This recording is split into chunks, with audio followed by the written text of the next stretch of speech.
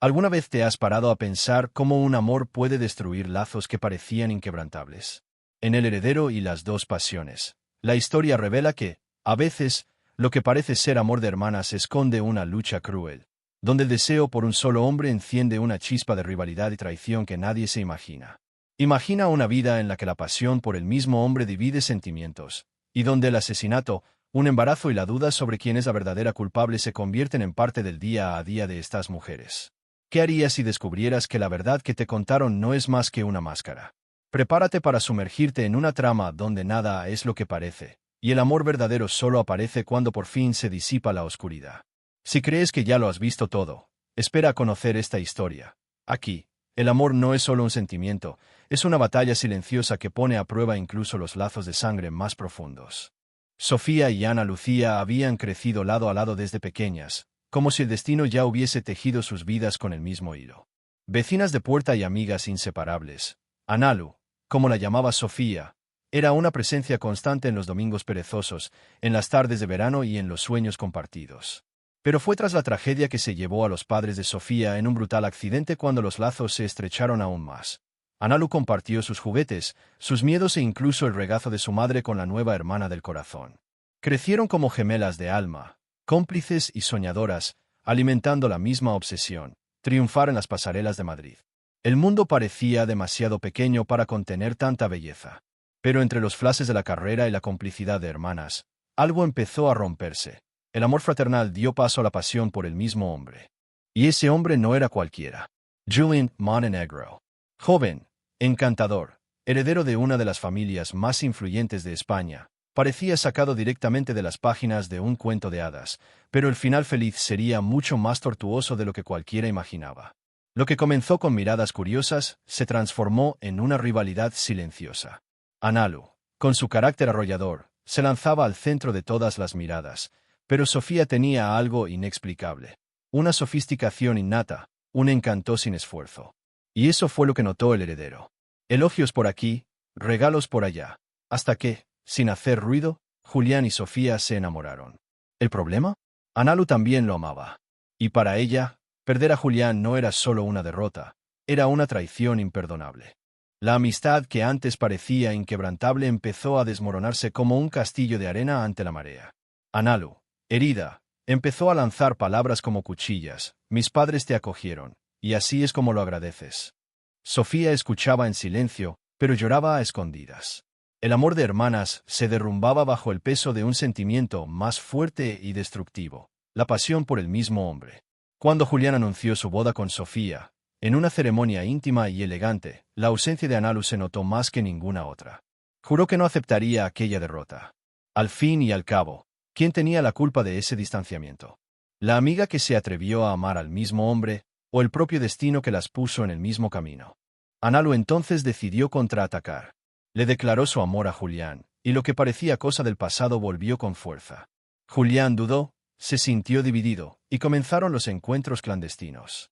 Era como si estuviera hechizado por dos fuerzas opuestas. Por un lado, la esposa dulce y sofisticada, por el otro, la amante ardiente y decidida. Julián Montenegro siempre fue un hombre dividido entre el deber y el deseo, pero al enterarse del embarazo de Sofía, algo dentro de él cambió. Por primera vez, se sintió verdaderamente responsable de alguien. Cuando Sofía le confesó que estaba esperando un hijo, el heredero se mostró emocionado y dispuesto a enfrentarse a sus errores. Sin embargo, pocos días después, Analu apareció con la misma noticia. Ella también estaba embarazada. El impacto fue tremendo. Era como si el destino se estuviera burlando de todos.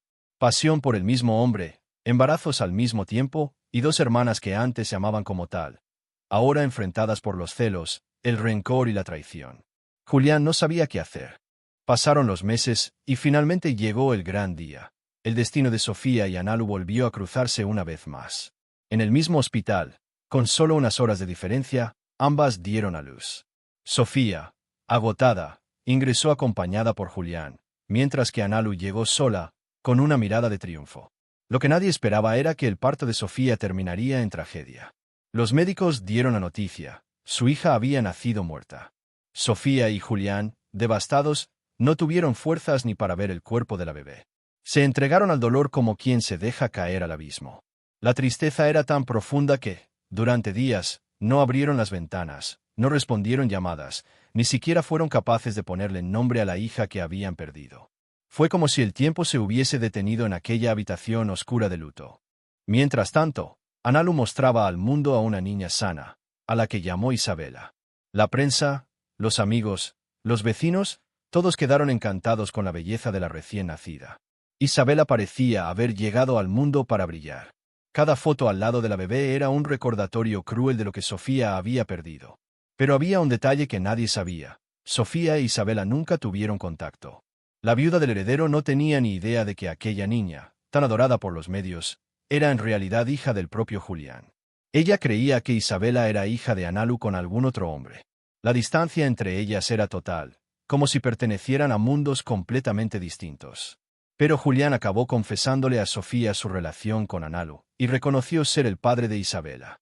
Sofía quedó destrozada. Hubo una discusión llena de gritos, reproches y amenazas.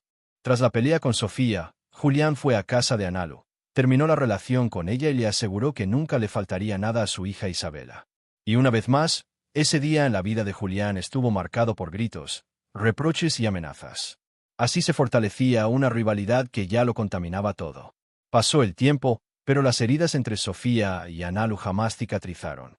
Cada una siguió su camino. Sofía, aún atrapada en el luto y la sombra de las dudas, y Analu, mostrando una vida de aparente plenitud junto a Isabela. Pero cuando todos creían que el silencio entre las dos sería eterno, un golpe inesperado lo cambió todo. Julián Montenegro, el heredero de la poderosa familia Montenegro, fue asesinado a tiros en una fría noche de otoño. El crimen conmocionó a la alta sociedad madrileña, pero nadie quedó más impactado que las dos mujeres que lo amaron con tanta intensidad. ¿Amor de hermanas? Ahora parecía más bien una maldición. La pasión por el mismo hombre las había destruido a todas. Y ahora, con Julián muerto, solo quedaba una pregunta que resonaba en todos los titulares. ¿Quién fue la culpable? La investigación avanzó con una rapidez casi sospechosa. La prensa sensacionalista no tardó en señalar a Analu, la examante, la mujer rechazada, la que tenía motivos de sobra para vengarse. Su obsesión por Julián era bien conocida, sus arrebatos, sus declaraciones de amor en público, e incluso las amenazas murmuradas en fiestas. Pronto fue arrestada y condenada a 23 años de prisión. La sentencia cayó como un rayo y dividió opiniones. Algunos decían que era justicia. Otros, que fue un montaje. Sofía, en silencio, lo observó todo desde la distancia. Con frialdad, con agotamiento. Tras la condena de Analu, Sofía se alejó de la vida pública. Vivió durante años a la sombra de su propio nombre, intentando sobrevivir entre los escombros que el asesinato de Julián había dejado. Pero, irónicamente, la ausencia de su rival le abrió camino. Con el tiempo, Sofía resurgió como una figura pública respetada, involucrada en causas sociales y admirada por la élite. Ya no era la misma mujer de antes. Ahora era fuerte, segura, sofisticada. Recibía premios, concedía entrevistas, representaba a instituciones. Se convirtió en el modelo femenino que muchas aspiraban a seguir. La vida fluía con tranquilidad, hasta que, después de 23 años, Ana Lucía recuperó la libertad. Fueron años de silencio y sombras, pero ya en su primer día fuera de prisión, removió los cimientos de la familia Montenegro. Nadie esperaba que aquella mujer, marcada por un pasado tan oscuro, volviera con tanta elocuencia. Lo que empezó como una entrevista sencilla se convirtió en un escándalo nacional. Con una voz temblorosa, pero cargada de verdad, o lo que parecía ser verdad, soltó la bomba. Yo no maté a Julián. La verdadera culpable vive en la mansión, disfrutando de lo que no le pertenece. El impacto fue inmediato. El nombre de Sofía dejó de aparecer en los periódicos como la viuda ejemplar, para figurar ahora como posible asesina del heredero. ¿Quién es la culpable? Resonaba en titulares y debates de programas sensacionalistas. Isabela, criada en la mansión de los abuelos como una princesa, creció oyendo que su madre biológica era una criminal, y que Sofía, con su sonrisa elegante y su dulzura silenciosa, era la mujer que la había acogido. El amor de hermanas entre Sofía y Analu ya parecía un mito lejano, una historia distorsionada por tantos conflictos. Con el regreso de Analu, todo se volvió aún más confuso para Isabela. Aquella mujer a la que había aprendido a odiar estaba ahora frente a ella diciendo: «Yo soy tu madre, y fui víctima de una gran injusticia».